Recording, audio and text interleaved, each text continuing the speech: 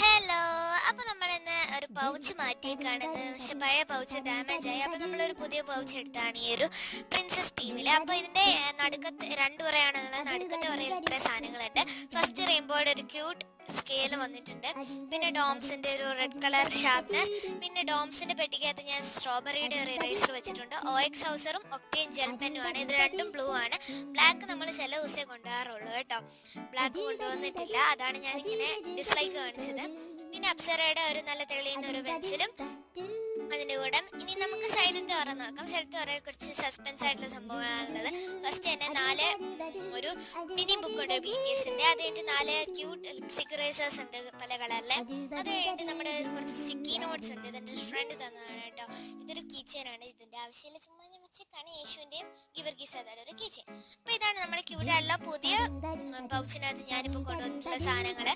അപ്പൊ